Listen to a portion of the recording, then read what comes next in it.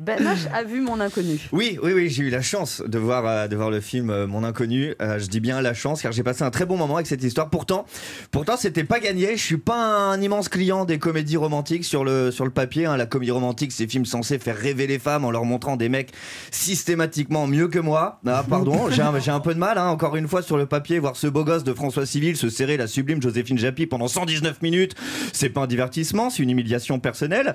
De ce fait, autant par aigreur que par jalousie d'un célibat qui commence à me peser littéralement, il m'est difficile habituellement d'être spectateur de ce genre d'histoire sans en sortir avec l'envie farouche de souscrire un abonnement premium sur Tinder. Du coup, je préfère m'abstenir, Joséphine Japy n'étant pas sur Tinder.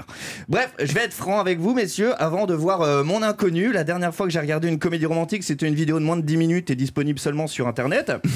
Et pour tout vous dire, il m'avait fallu moins de 5 minutes pour me faire un avis et passer à autre chose. Avec du recul, cette vidéo manquait cruellement de comédie et de romantisme, mais a eu le mérite d'alléger littéralement le célibat qui me pesait. Avec votre film, c'est différent. Loin de vouloir zapper ou d'alléger quoi que ce soit, j'ai scotché pendant 2 heures. Déjà parce que j'ai enfin une réponse à la remarque que l'on me fait trop fréquemment. Ben H, avec les filles, tu es beaucoup trop compliqué. La réponse est donc faux, je cherche juste le sosie de Joséphine Japy.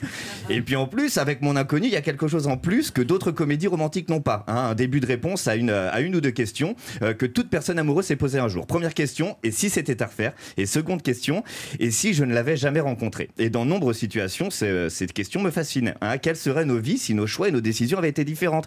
Par exemple, Anne Romanoff, que serait ma vie si je ne vous avais jamais rencontré? Serais-je toujours cet enfant des rues sur les trottoirs de Manille? Si ce cher Laurent Barra n'avait pas pris la décision de se rendre au Brésil, serait toujours Laurence? On ne sait pas. Ces questions me fascinent et fonctionnent totalement avec la question du couple, de l'amour et du temps qui passe. Pour conclure, je répondrai à une dernière question.